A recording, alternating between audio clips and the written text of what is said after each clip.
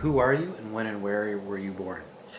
My name's Meredith Brophy. I started life as Meredith Gilbert, and I was born in Carleton County in a town called Cars 60 years ago. And you were a member also in Carleton of Junior Farmers? Yes, I joined Junior Farmers in 71, I think, 70 or 71. And how did you first get into Junior Farmers? What made you want to join? Well, I was quite a keen curler, and the Junior Farmers had the ice at the Metcalfe Curling Club on Sunday evenings, and it was just another way to get another game of curling in every week. So I went out and joined Junior Farmers so I could curl. And that's how I started. Then they want you to go to the meetings as well, so I did that too. Were you involved in 4-H as well? No, I was in a couple of homemaking clubs, they call them then, now it's Life Skills, but I was in a couple of homemaking clubs, but I wasn't in the agricultural clubs at all. Yeah.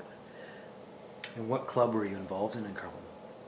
East Carleton, which is sort of the Metcalfe, Osgoode, Gloucester area, the east end of the county. And how many members did that have when you remember?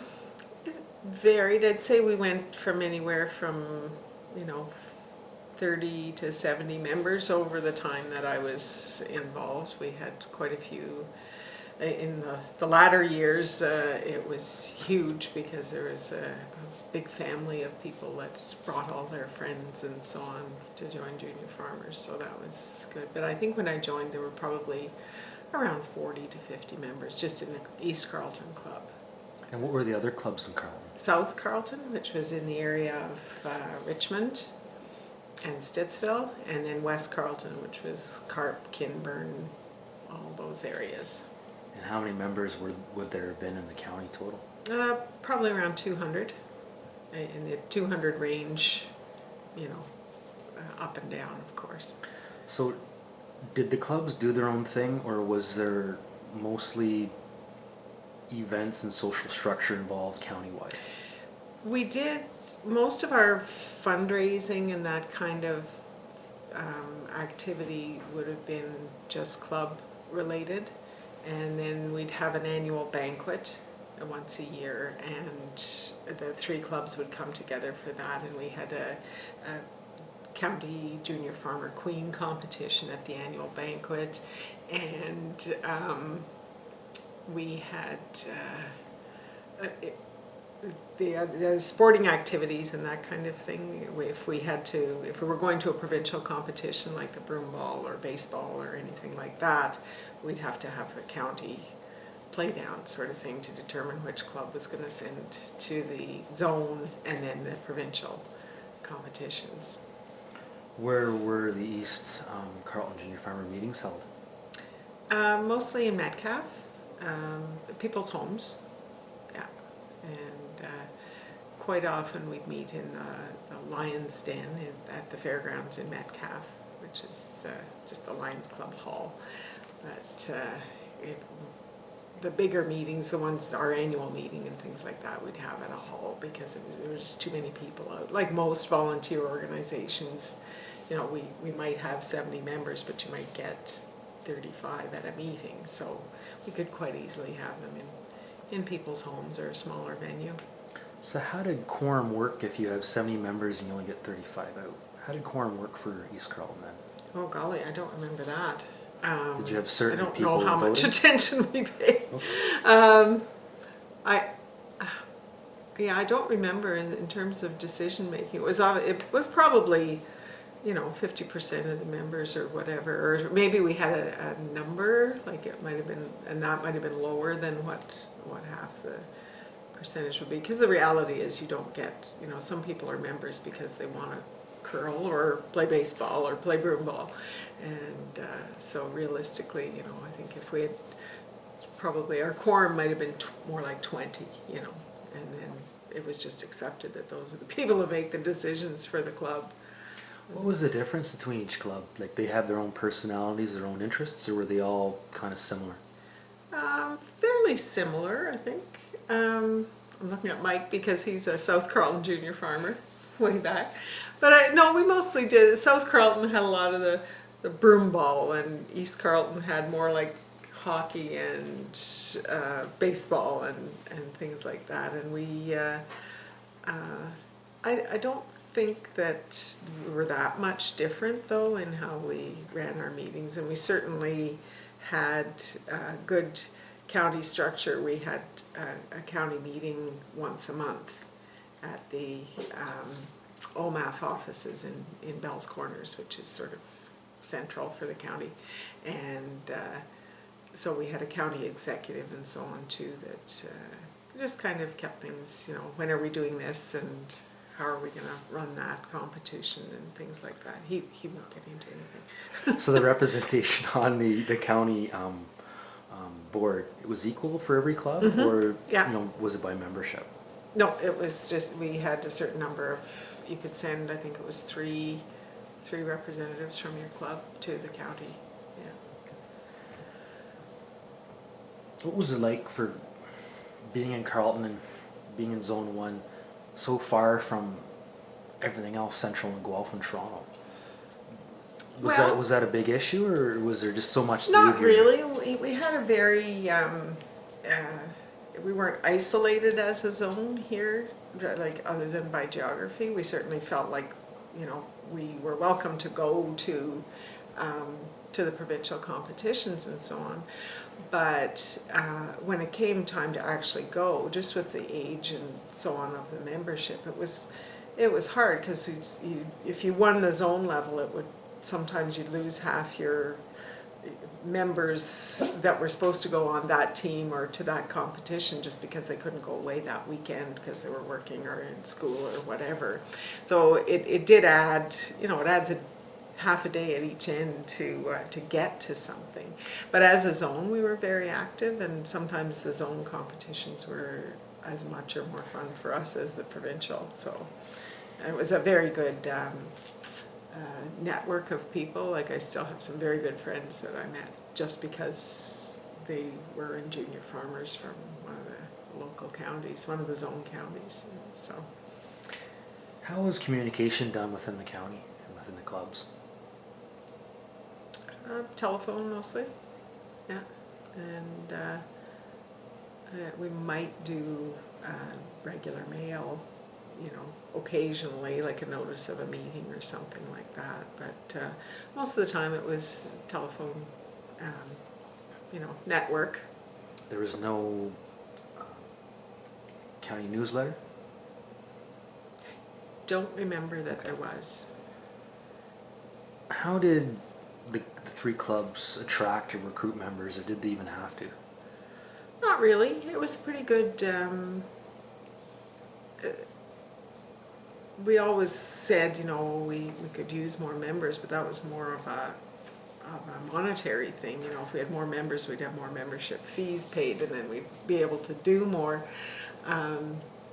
But I always thought we always wanted more members that would actually participate in the operation of the club. But as I say, you know, it seemed to be that we'd get, if we got one person, we'd get all their friends as well, so, or a good group of their friends. So it wasn't too, it wasn't a huge concern at that time. We didn't have to go out and, you know, knock on doors and ask people to come and join junior farmers. It was a pretty active and attractive thing for people to be involved in, and there was, to a certain extent, a kind of a natural progression for people from 4-H.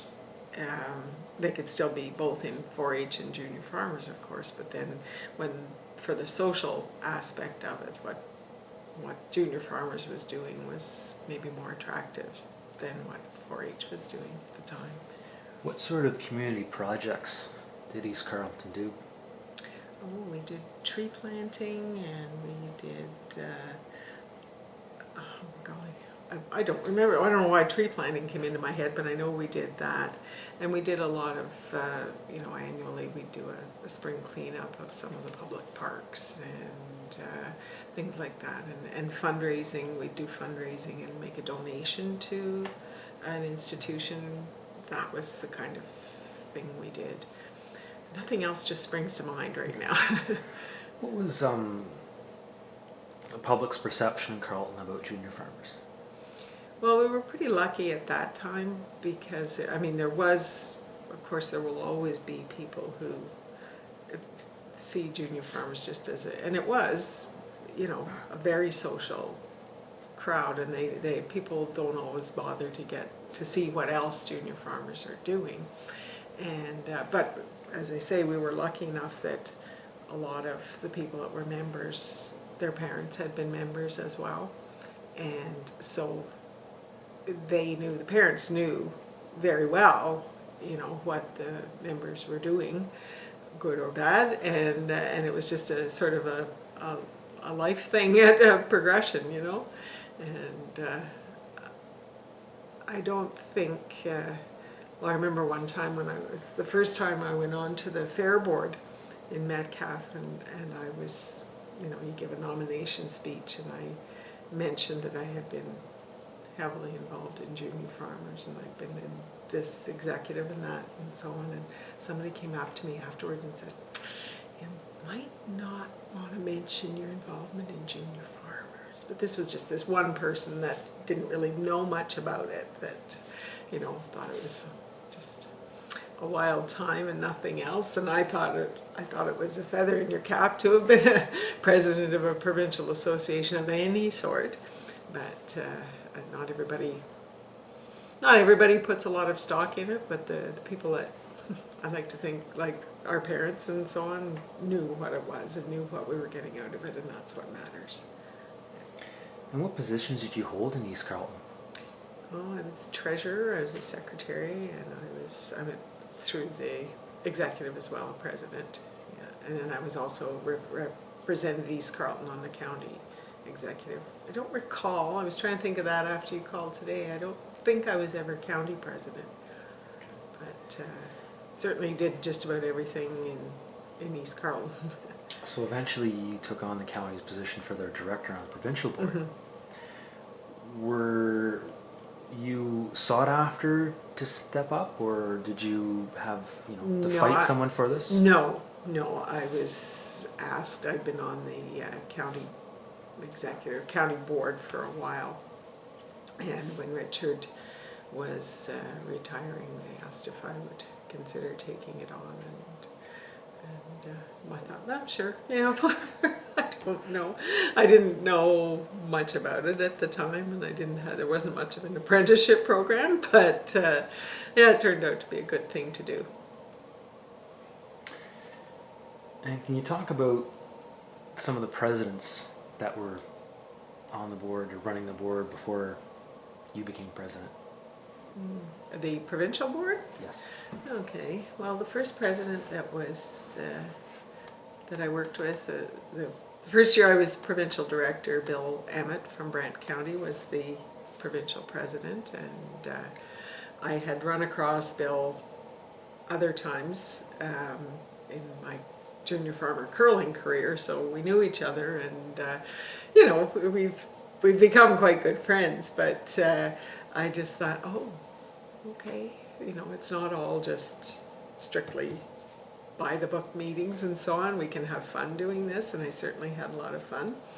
I don't know, I worked with a lot of presidents. Okay, let's keep talking about Bill. What did Bill bring to JFAO? I think he probably taught us not to take ourselves too seriously, and yet at the same time, when Bill was faced with talking to, you know, an outside agency, whether it was somebody that we were seeking funds from or a government authority or something like that, Bill could represent us very well, represent our association very well. So Bill's the kind of person that can, you know, he can bring a lot of knowledge to something, and at the same time present it in such a way that it's not threatening, or, you know, it can be an enjoyable experience to have a meeting. You know, it wasn't something you had to sit through. So. After Bill was a fellow from York County. That was Bart. Was it Bart after Bill? Okay, yeah, and we're still good friends.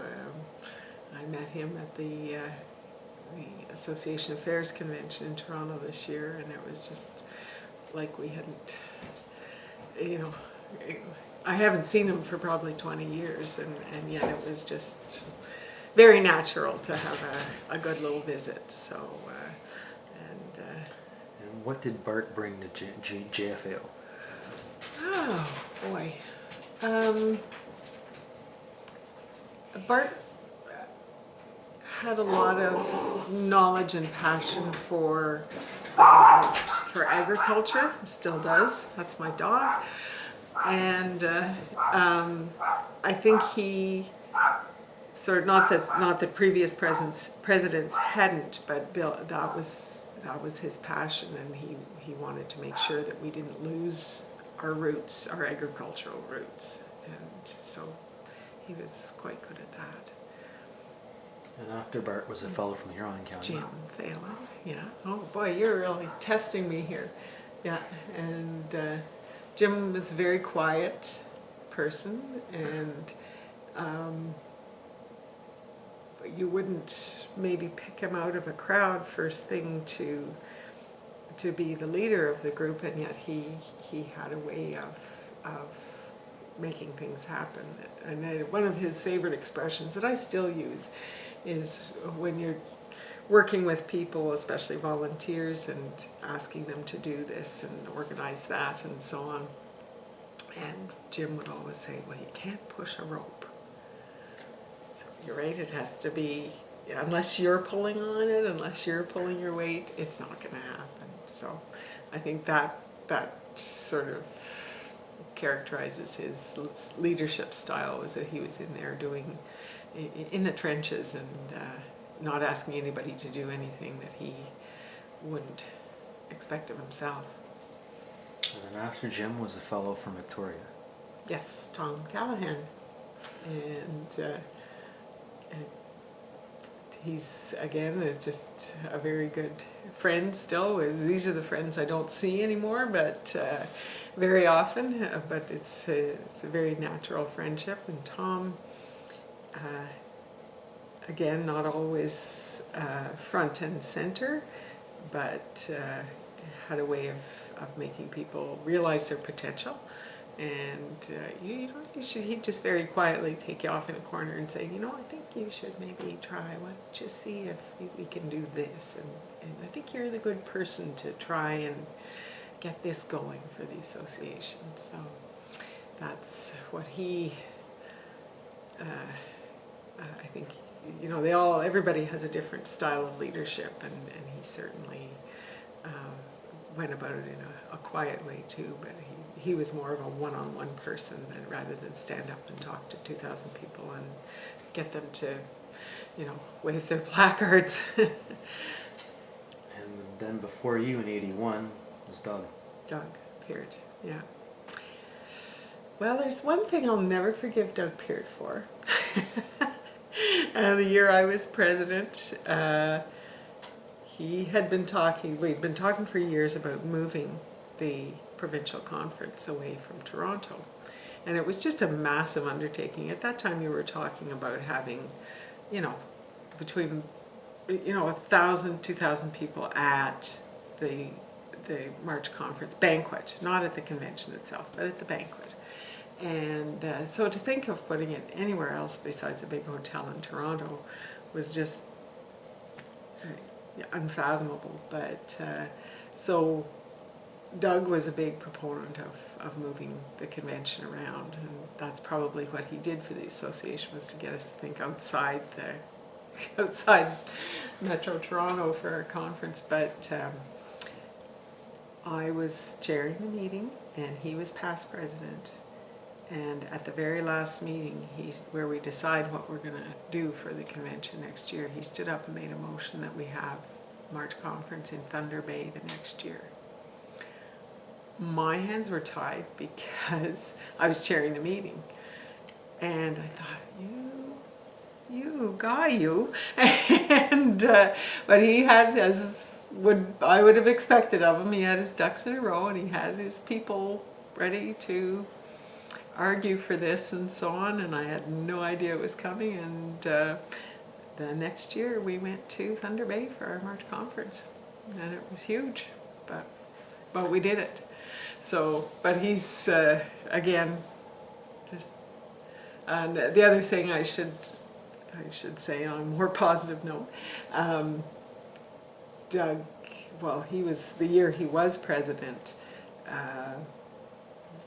there was a meeting set up with the Minister of Agriculture and our Secretary Treasurer and our President, who was Doug.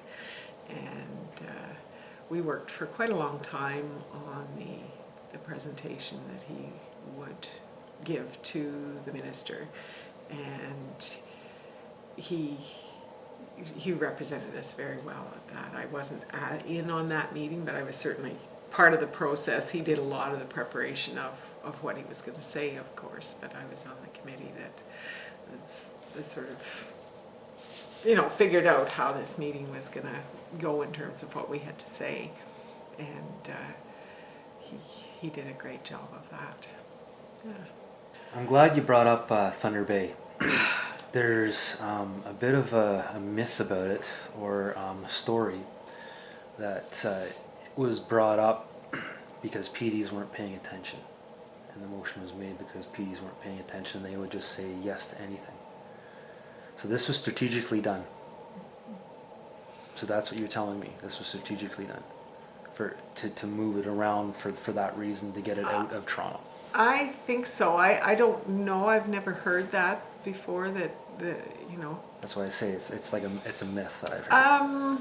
I think so. There was a lot of groundswell for moving it, and I think most of us thought, well, okay, move it, but let's go to Kitchener, or let's go to London, or let's go to Belleville, or places like that, not the far northwest.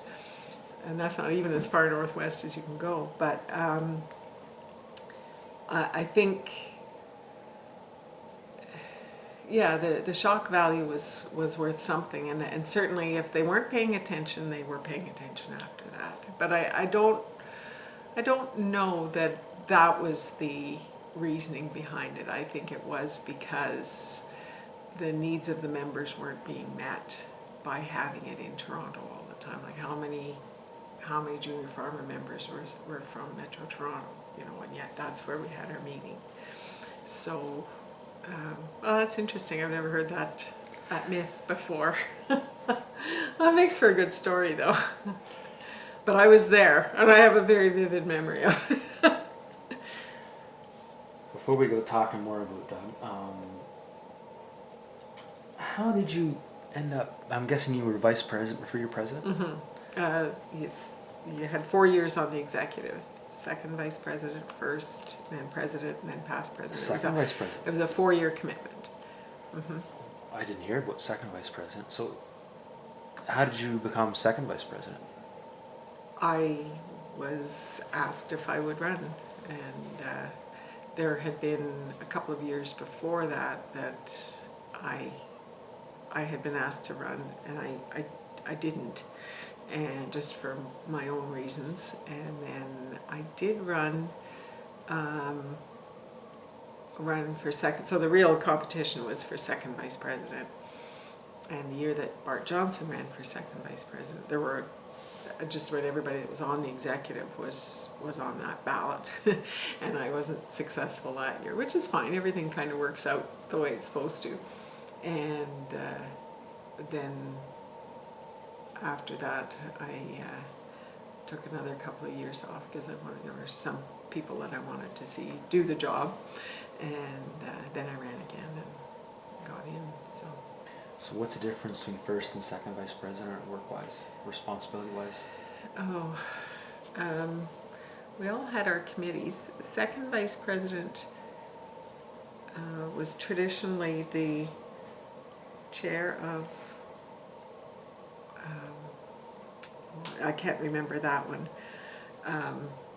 but you had, it was kind of a progression. Then first vice president was the head of the finance committee, because you were developing the budget for your year as president. That was the way of thinking. And I can't remember what I did the year I was second vice, but there was a structure to what committee you, and then when you were past president, you were chair of the policies and procedures.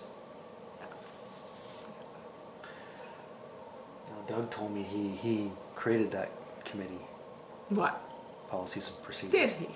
Well, he may have. I'm not going to argue with that. My memory's not nearly as good as his. Do you remember who you ran against for president, or was it declaimed? For second vice? For president. Well, no, it was an acclamation, because I'd had 2 years on. Like I say, the real competition was for second vice, because that was the year that you made your commitment to the executive, and I never saw it happen that anyone other than the person who had been second vice ran for first vice, and then first vice for president. Second vice, I don't remember who else was on that ballot. I don't. That's awful. And when you were president, you were also Zone 1 director? Or did you have to step down from that? I stepped down from that when, because I'd been the Zone 1 director. And then how did that work? That's right. So when I think when I became Zone 1 director, Nancy Kelly became provincial director for Carleton. Okay. And then when I went on to the executive, then another zone director came in, and I'm trying to think who that was, and I can't. It might have been Alan. What's his last name? From Renfrew County, Alan. He was president a few years after me, after Sandra Quayle, maybe. Cole. Yeah. He might have come in as zone director after me. No. Or no, it was Jim Wirt. Jim Wirt, or wasn't it? Not Jim LeBeau? I don't know. You were the first female president in 10 years after Claire Blues. Right. Claire Vane. Mm-hmm. Did it feel like it was an all-boys club, or...? No, not so much. It just happened to be. I only ever had one comment, and it was, I took it as a compliment that somebody said, "Oh, you're doing really well to be,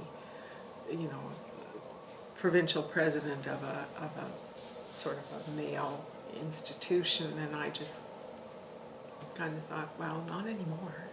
But I never let that. I don't think about that kind of thing. I just think if whoever the best person is for the job, or whoever is the person willing to do the job is the right one for the job. I don't pay much attention to quotas or the tradition or anything like that. Who were the secretary treasurers during your time on the board? Ken Knox, and then Janet Horner, and then I'm trying to think of his name. Who was after Janet? Rod Stork. Rod Stork. Yeah. And then I was gone. Yeah. Most of the time it was, for most of my tenure, it was Ken and then Janet. Let's talk about Ken. Ken was a different leader than Carm. Absolutely. What did Ken bring?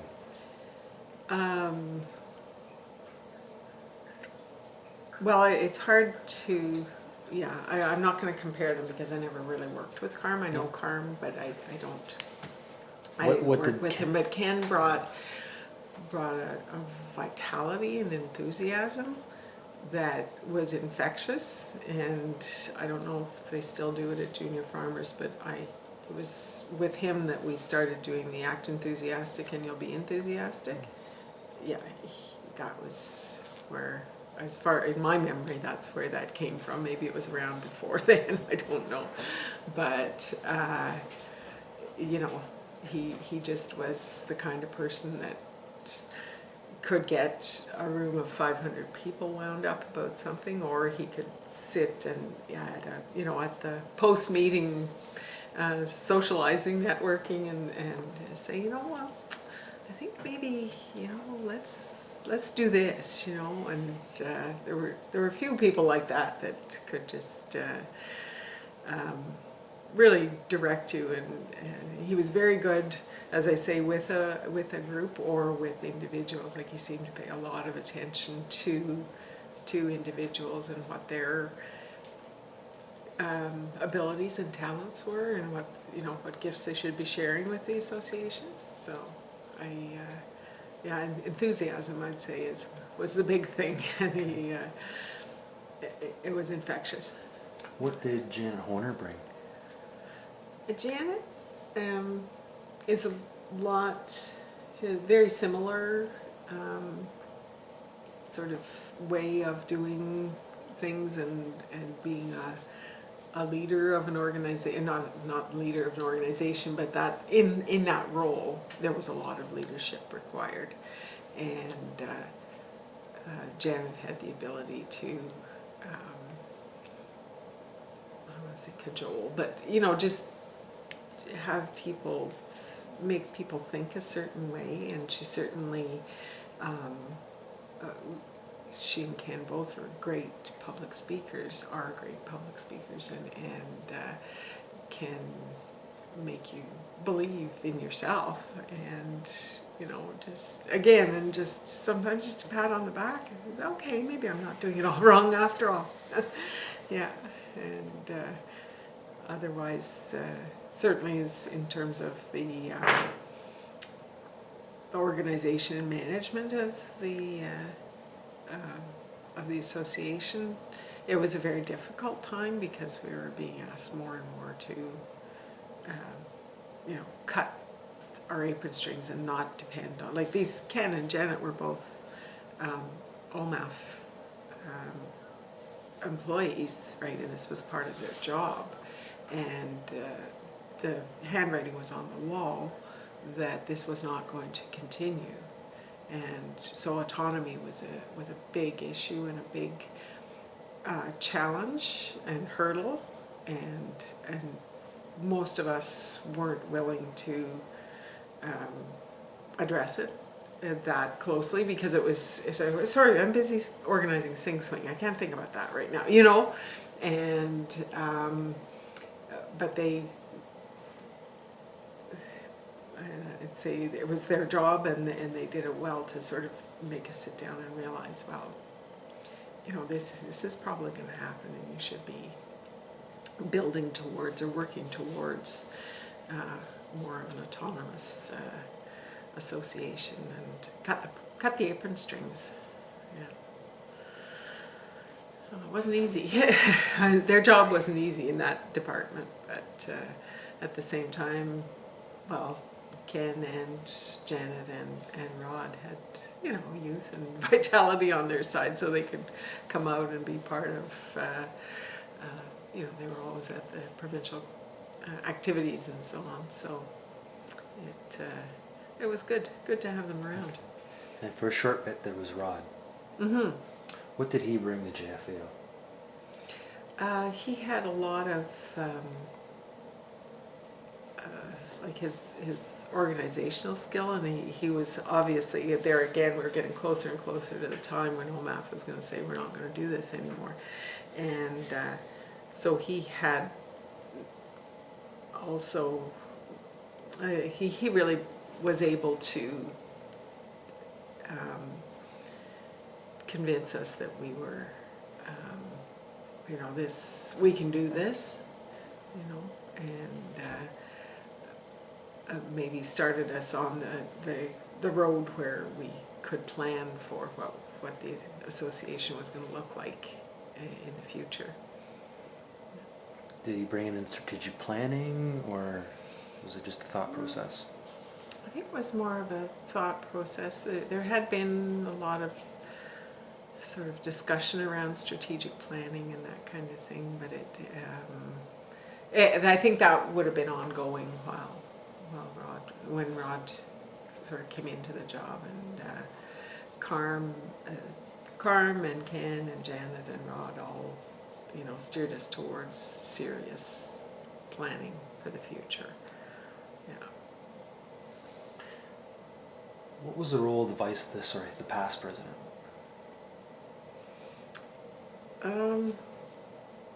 Well, as I think I mentioned, and I'm right on this, and Doug would correct me, they looked after the policies and procedures, and they also,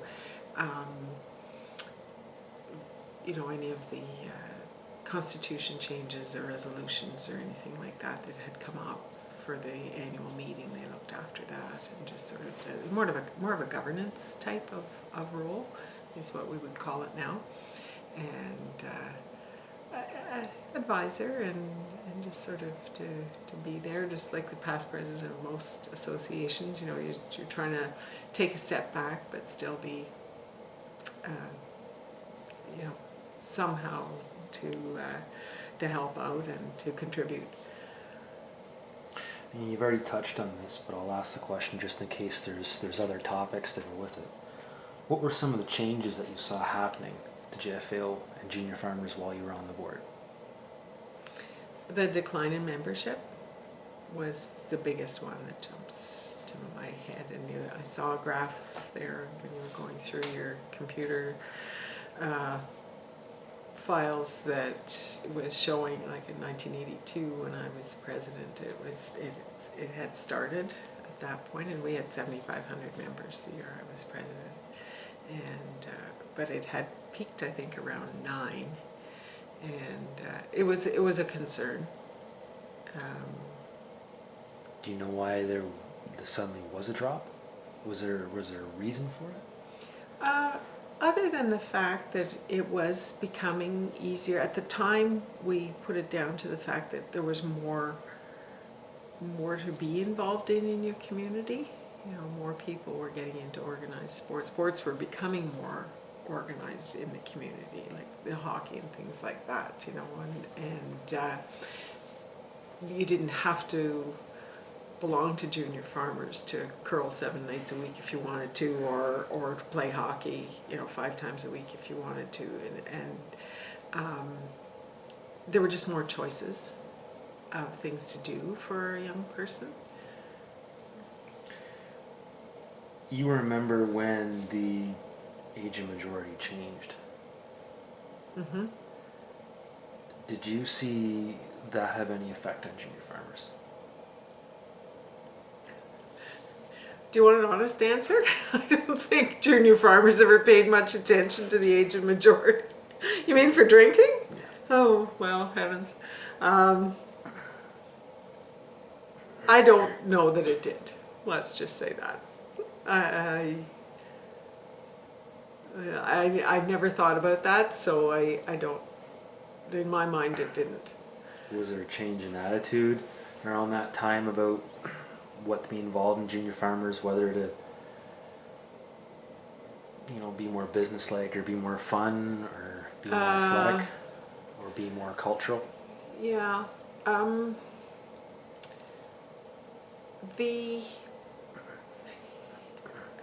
So I think it certainly was like this in our county and in our clubs. There were certain people that were members, as I mentioned before, because of the sports, and that's all they wanted to do. They weren't interested in going to any of the dances or the banquets or the meetings, and then there were other people that were, it was more, to them it was more like an extension of 4-H, and they were there for the leadership program and the travel opportunities and things like that. And so I can't say that there was a real shift in the priority, just because each individual member had their own priorities to start with, and it sort of depended on who was in the leadership of the club. Now I'm getting back to club and county levels again, that it depended on how the club leadership saw what junior farmers was supposed to be, that determined what the main activities were. Like, are we going to have a weekend leadership retreat or communications retreat, or are we going to have a car rally, and it would just depend on what everybody wanted to do. What provincial projects do you remember while you were on the board?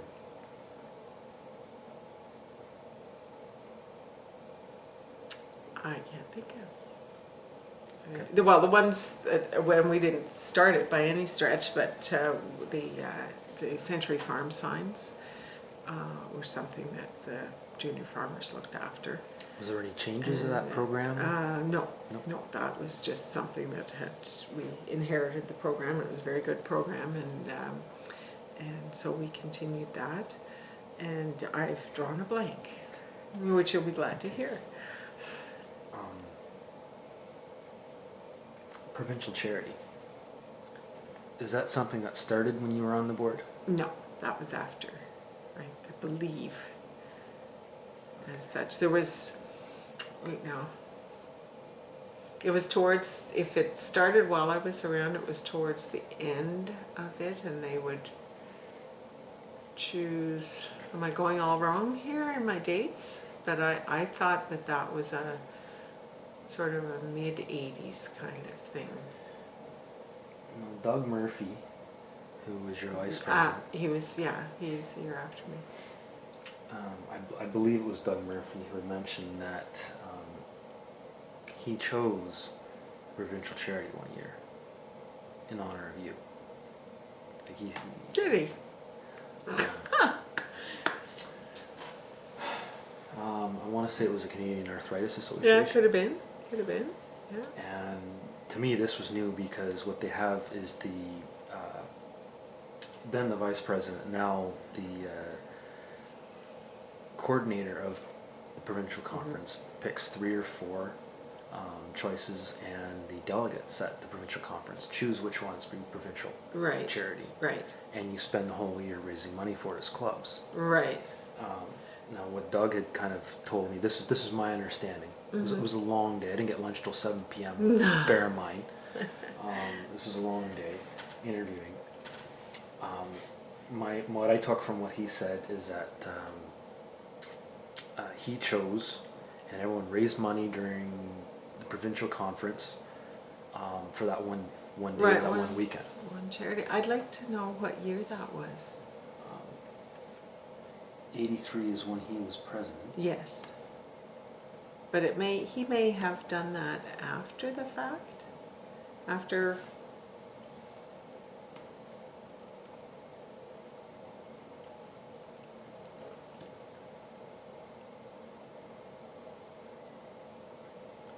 And there was a period of time that the representatives of certain charities would come to either a PD meeting or the March conference and do a presentation on why they should be chosen as well. I remember seeing that. There was one conference that I spoke at down in near Kingston at Gananoque, and they had time allotted in their conference for those presentations. Well, that's really, now you've got me thinking, because I don't remember the timeline on that. I'm just trying to figure out how things developed and how they changed. So when Doug told me this, it kind of blew my mind that I didn't even know that. And I've talked to so many alumni, and I've read a lot of annual reports, and I didn't even know that. That it was chosen by the VP or the president. Actually, he was president when he chose it. That's right. And, okay, so you see, that was kind of. I wonder if that was the first year we did a provincial charity, because I do not remember doing it the year I was president. I would have thought that would have sort of stayed with me. I would have hoped. But that little story he chose, and the fact that he chose it, not the delegates, and the fact that it was you raised that one weekend, you raised money instead of the whole year. Yeah. That totally is different from what it is. So that's what I was trying to ask to see if you evolution. No, we didn't do that when I was president. The candle lighting ceremony, was that around?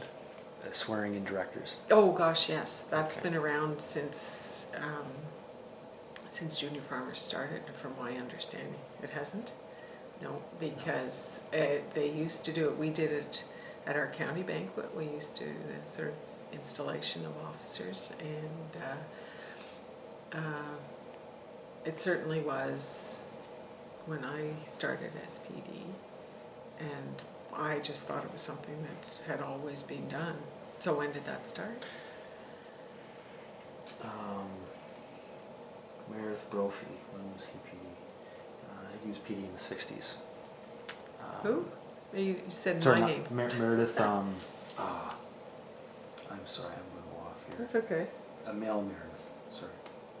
Meredith Robert. From Oh, Middlesex okay. in 66, 67. He went to the UK in 66. Okay.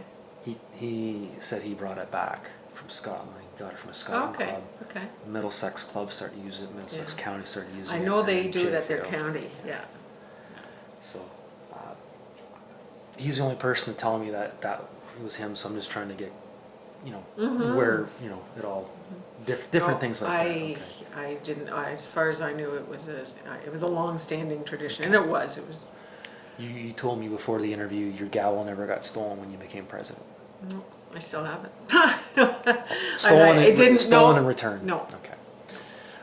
You never had your room redecorated as past president. No. Okay. What Your room at provincial conference, or your car No. decorated. No. Not on those occasions. There were a few workshop weekends and winter games weekends and so on that we helped other people redesign their rooms, but not because I was in any particular position or anything like that. In that manner, was there any traditions or customs that junior farmers had that you remember?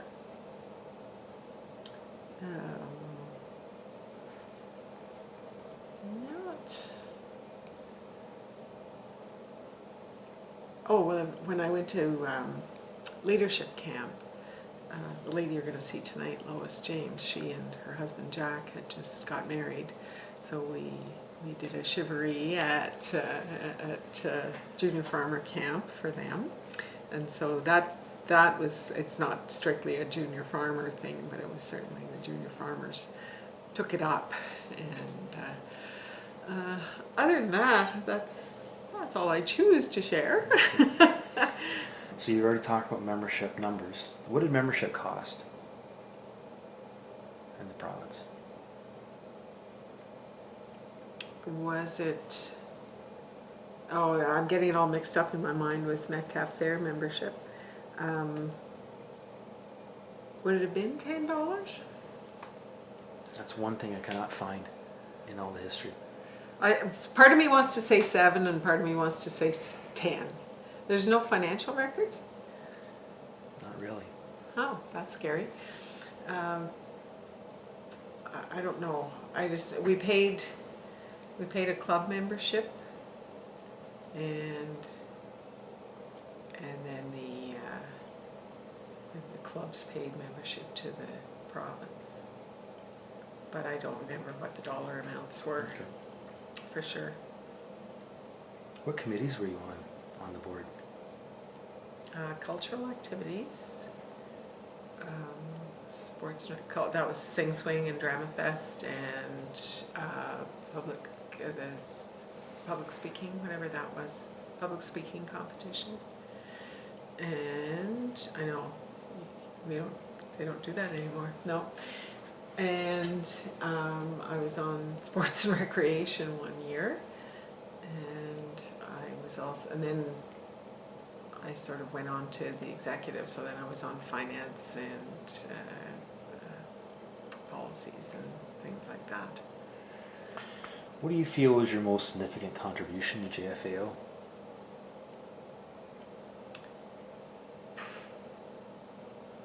I don't know. You'd have to ask somebody else that. You can toot your own horn. I You can don't. toot your I own horn. honestly don't know. I can't tell you. Yeah. Well, the motion was made at my convention that the conference was going to move, but that's not my doing. I'm not going to take any. I don't want to assume any credit or blame for that. I don't. don't know. I'm a real stickler for procedure, and I like to think that I ran the meetings according to Robert's Rules of Order, and there was no, so I don't know, it sounds really boring, but to keep things sort of in line and do things properly, procedurally, is really important to me still, and it was then, and it was not my whole focus. Your whole focus when you're in the job is to just get through the day and do the traveling and so on, but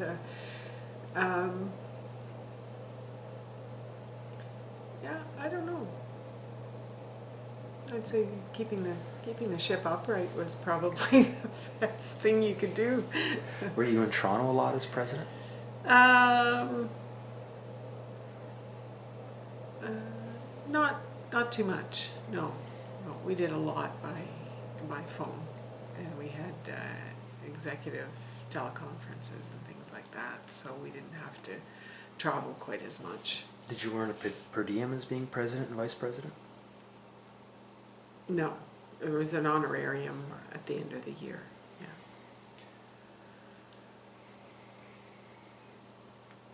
Past presidents roast and toast. Did they have that for you? The outgoing past president had a little.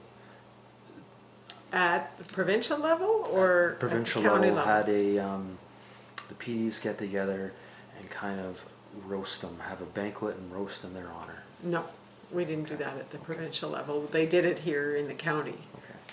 And that was fun. But no, it wasn't around then. If they do it now. But they did give you some sort of thanks for being, on the board for 4 years, or on the executive. The honorarium. Okay. Yeah. And then there were a lot of people that were provincial directors when I was on the executive, and that were on the executive with me, who it's inspection time, who came to this. It was a county thing, but a lot of my provincial association friends were at it. Okay. You already mentioned you had the opportunity to go to leadership camp. Yes. In 1971, do you remember who you went with from Carleton? With Paul. Yeah. How did you both get chosen to represent Carleton? I don't remember. Did you apply or did you get picked? No. I was asked if I would like to go. Yeah. Where was leadership camp held? Lake Couchiching. How did you get there from Ottawa? We went on the train. Yeah. All the way to Couchiching? No. We probably went to Toronto, and then maybe there might have been transportation set up by junior farmers. I don't know. I was 16. I don't remember. Yeah, I really don't remember that. Can you explain what leadership camp was? Tiring. And it was an eye-opener. And I didn't know, I don't think I'd been a member for a full year when I went to leadership camp. Like I say, you could join junior farmers when you were 15, so I did, and I was 16 when I went to junior farmer leadership camp. So a lot of what was going on was just a complete, like I had no idea what they were doing, and somebody said, come on, you gotta go and get your picture taken for the enthusiast. I didn't even know what the enthusiast was. And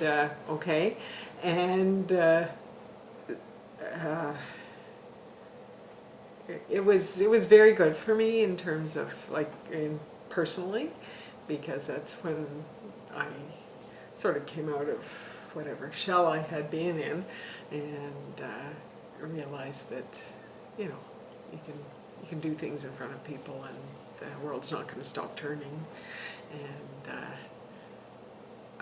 It was a completely open and comfortable situation, even for somebody that was kind of quiet, and I didn't feel like it was not threatening, so you could sort of let yourself bloom, and other people saw. Ken Knox was on staff, and I remember him from then because he could say, "Oh, you know, you'll be good at this. Go try that." You know, "Oh, well, how do you know that?" You know, "Oh, okay." And so that's where I sort of started to think, well, you know, maybe I should try this or that. And if somebody says, you know, if somebody sees something in you that you should do something or try something, then you should probably do it or try it, because, as you said, people see things in you that you don't see in yourself. What was the format of camp? We were all broken into Indian tribes, and it was okay to say Indian tribes. And we wore the headbands with our name right here on our forehead all week, and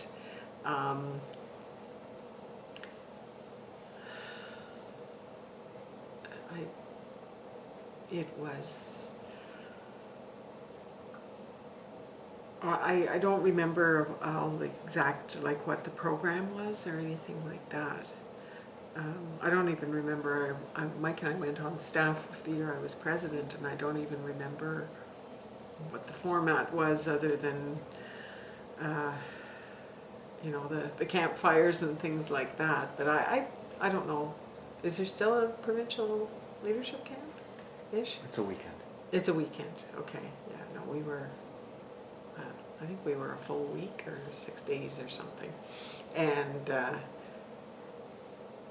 there were a lot of sort of exercises that we ran through in terms of, you know, what kind of leader are you, and what kind of leader do you need to be in these situations, and that kind of thing. But I really don't remember exactly how it all went. Did you have to pay for leadership camp? I don't think so. How exhausted were you when you got home? Well, it's a pretty short train ride, because I think I slept through most of it. So, and I was starting grade 12 when I got home, and I missed the first week of school because, or the first few days of school, because of camp. And I just remember being really tired in school. And 2 years later, Wilbert, or 3 years later, Wilbert, or Wib as you call him, went on to be county president. Yeah, yeah. So did that change him too?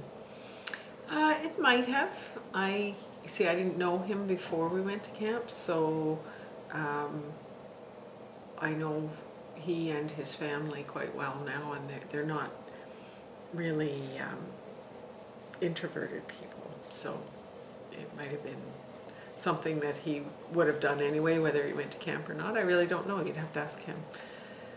And then the first year you were provincial director, you won a trip. Yes. And that was where did I go? Was that Indiana? Was that RYUSA? Yeah. Yeah. How did you apply for that, or were you picked? Yeah. What was that application process? It was a written application and essay form, and then an interview with there was a provincial committee that, or I shouldn't say it wasn't a committee of provincial directors. It was a committee appointed by the provincial directors that interviewed all the applicants, and so went through that and got to go. I also went through the interview process for the UK trip, but I didn't get that. So, but that was all right. What was RYUSA conference all about? It was RYUSA was mainly a few, it was mostly states from like sort of the central, like Indiana, Illinois, that the sort of in that circle around there, Michigan and so on, that had members, and they had a conference much like our own, that you know, you had seminars and you had social time and you had sort of different activities. I think it was only a 3-day thing, but I remember more about the drive there and back than the convention. It's the conference itself. But who all went with you? Laurie Hadwin from, where's Laurie from? Huh. Who else? And Charles Bennett from Grenville County. And there was one other person, like I think there were 4 of us. But I remember Laurie and Charles and myself, and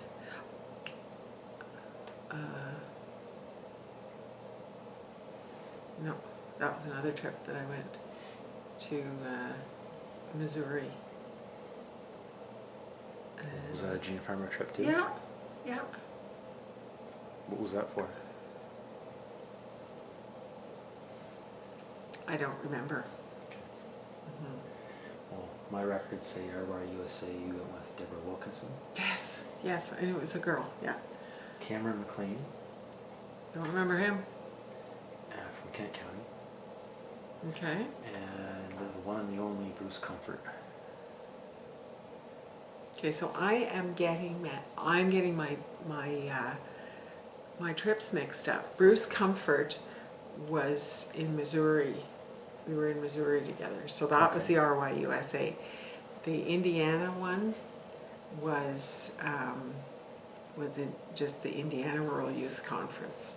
And I went, I don't know if it was I don't think it was one of the travel scholarships. It was a conference, just an exchange conference. They'd send delegates to our conference and we went to theirs. I think it was later. And that's the one I went to with Laurie. And so the Bruce Comfort, that was the one to Missouri. And we did, my recollection, we stayed in the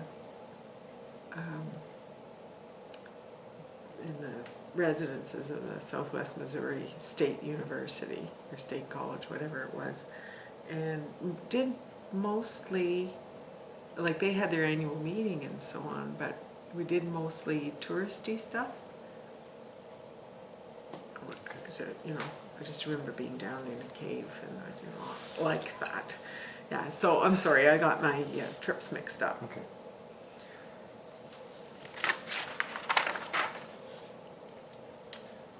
What competitions did you partake in? What types of competitions are? Curling, and we were in Drama Fest one year. And that time that was all I really did besides school and work was theater and curling. And did Winter Games exist yet? Yes. Where they did? Well, I'm not sure that it was called that. Spring competition, maybe? I don't know about that. I don't know when we went to, we used to go to Guelph every year to curl. But there was also university club. University of Guelph Club also had an invitational curling thing once a year, so I recall, and we'd go to Guelph and curl in that. But the Winter Games, yeah, I was to Peterborough for that, and then Peterborough County used to have an invitational curling as well up in Keene, I think it was, and we'd go to that that's where I met Bill Emmett for the first time. But the Winter Games did move around, and I don't remember where all we were. It's just Drama Fest, so you went provincially to Drama Fest? So you won in Carleton and you won in Zone 1? Well, there wasn't much competition. at this end. It was like, oh, Carlton's got somebody that wants to put a play in. Should we let them? Sure. So, yeah, I don't. There was no zone competition that time for that. And where was Drama Fest? I knew you were going to ask me that. I don't. It might have been in London. Okay. Might have. Yeah. But I don't really remember. When did Drama Fest disappear? Was that during your time? Drama Fest, as such, disappeared when Culturama started. And that was probably that was in my tenure, but I'd say late 70s probably. Okay. Culturama started up, and then they had the drama, like the one act play festival and the public speaking and so on, all under the umbrella of Culturama. What other provincial events were there that we haven't talked about yet? Summer Games, Sing Swing, which was it used to be, I forget what they called it. It was a talent competition or something like that. The talent festival that they used to have at the Royal York, like in Toronto Conference. Once was called Toronto Conference, now it's called Junior Farmers Conference, and then I thought it was Talent Fest before it became Sing Swing. Yeah, it was. It was okay. called Talent Festival. Yeah, but it was the Talent Festival was at the Royal York, and then the conference. I think. See, this was before I was really involved. Okay. So you'd have to. Because I thought you said Culturama kind of took over after Talent Fest, but. No, Culturama took over from Drama Fest. Drama Fest. I'm okay. Sorry, Yeah. my brain's getting Yeah, tired, yeah. So, and we're on low on battery, so Okay. we'll keep going. We've already talked about customs. Important question. Was there anyone you met in Junior Farmers that became a significant part of your life? Right there. And how did you meet him? At a county meeting. He was a South Carlton person, and I was an East Carlton person. And you hit it off right away? Not really. No. It was about 5 years after we first met that we started going out, and that, yeah. So we've been married for, 34 years in June this year, so, yeah.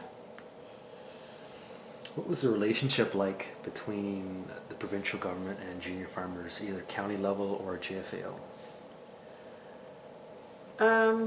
Well, we had very good support from the provincial government, from OMAF. When I was involved, like I say, we had the county assistant ag rep was at all our county junior farmer meetings. We had our meetings in the county OMAF office, and that person was usually, quite involved in coming to our activities and so on. Provincially, again, there was a lot of support in that our secretary treasurer was, and all of that administrative staff was dedicated partly to the day-to-day operation of the junior farmers. Like all our minutes were done in that office. All our financial records and so on were kept by the OMAF office, the extension branch they called it at that time. I don't know what it is now, but so there was quite a lot of support and a healthy relationship. It was at times a parent-child, more, no, I shouldn't say parent-child, teacher-student type thing, where if we were getting into something procedurally or something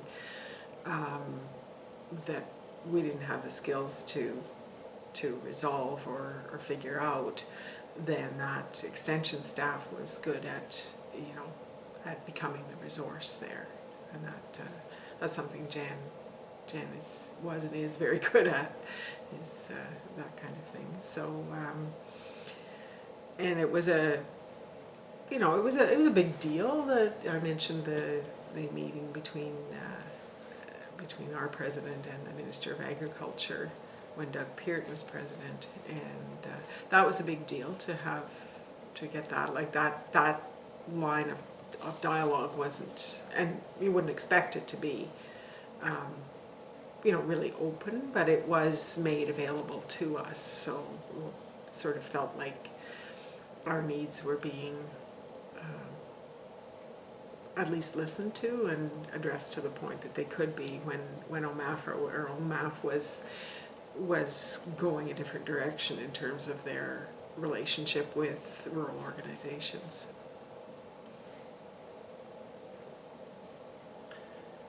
In your opinion, what is or what was the importance of junior farmers in Ontario? It's certainly educational. I see it now going to meetings of rural organizations that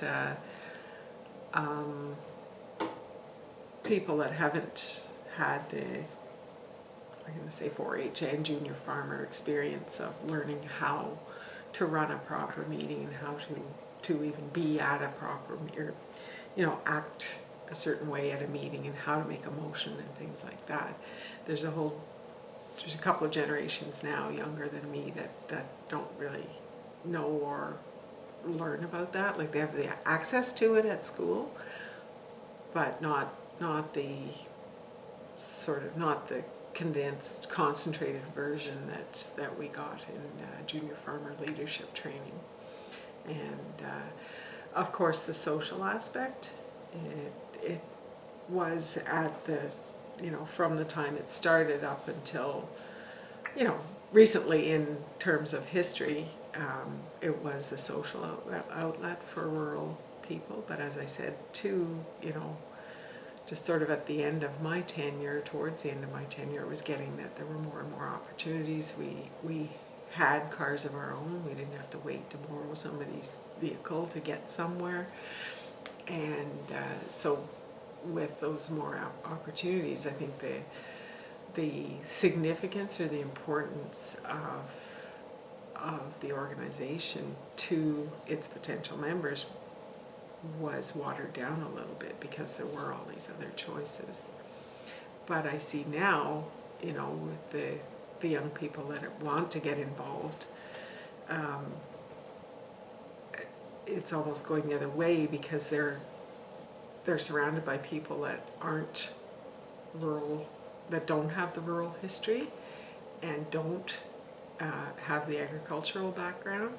And so they're looking for little enclaves of people who are like them that do. So then I think that's a big reason, or I see it here in Carleton County, why junior farmers are sort of organizing themselves again, is because they want to be with people that have similar backgrounds and interests and that kind of thing. And it's still a very important social aspect, and I don't know enough about the current, the way things are done currently, to know what opportunities are available to members, or for sports or cultural activities or leadership training opportunities. But I hope that it's not just a social club, because that's how it is seen in a lot of cases, but I'm hoping that that's not all that it is. And I guess I'd have to go to a March conference to find out. How did junior farmers change or develop you as a person? It made me trust myself, trust what I can do, trust my abilities, although I still question that sometimes, but it certainly gave me a broad range of a broad network of people that we can still call on each other when we need to for different things. And it made me realize, that you need to be involved in your community. And on a personal level, it's given me a pretty good life. What have you done with yourself since you left junior farmers? Oh, not much. That's something you'd have to ask somebody else to. Well, I've been a volunteer on different things in the community, my church and the local fair board, the Metcalfe Fair Board, and I had the opportunity through that to get involved at the district level, and then I also served on the provincial executive for the Ontario Association of Agricultural Societies, and well, fair life and home life keep me pretty busy. If you could say something to a junior farmer member today, what would you tell them? Advice or just something that's, in passing? Well, I don't know what I would say. It's just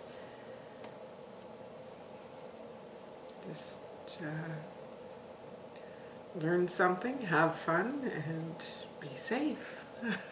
Because we don't always, we didn't always think of our own safety when we were out on junior farmer activities, and it's a wonder we lived to adulthood. But anyway, I think the young people now, I hope they take advantage of the opportunities that, whatever the opportunities are that the association offers, that they can take advantage of it, whether it's to meet their own needs, whether it's all social or whether it's leadership development or whatever.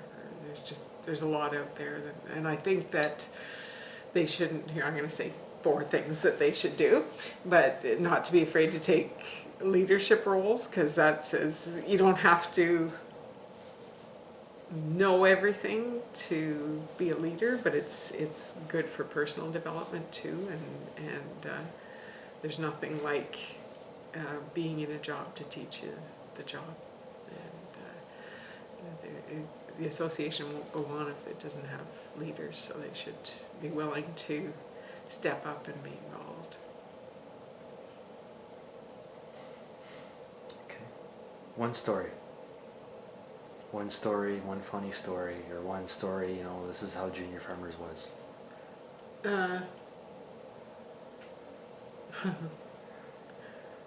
I just remembered who was on the ballot against me when I ran for second vice, because the story involves him. But, we were at summer games, and Grant McMurchie from Grey County, we just happened to land into the restaurant at the same time, and we were having breakfast, and I had quite a good time the night before, but I was on duty that day, so we had to be like, a breakfast was at some ungodly hour before summer games, and and Grant will never let me forget this either. Over blueberry pancakes, I said, "Oh God, it's mornings like this that I wish Elgin Craig had won that election." And Grant just thought that was hysterical, but I was really wishing it right then, so I could have stayed in bed. But there's dozens of stories, and I can tell one on Bill Emmett. Okay. I could tell a dozen, but he, when the first time we went up to this Peterborough curling bonspiel, Bill was there, and I didn't know him.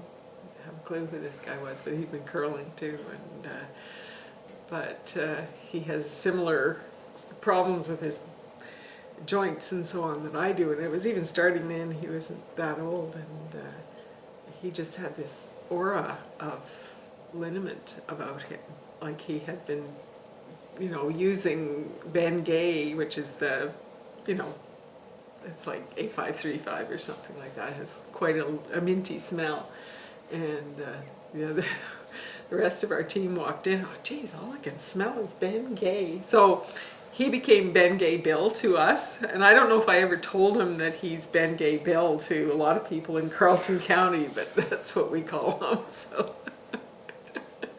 but it was, that was that. But there's lots of stories. We can't tell them all. Well, thank you, Meredith. Well, Thank you. This has been fun. I remembered more than I ever thought I did.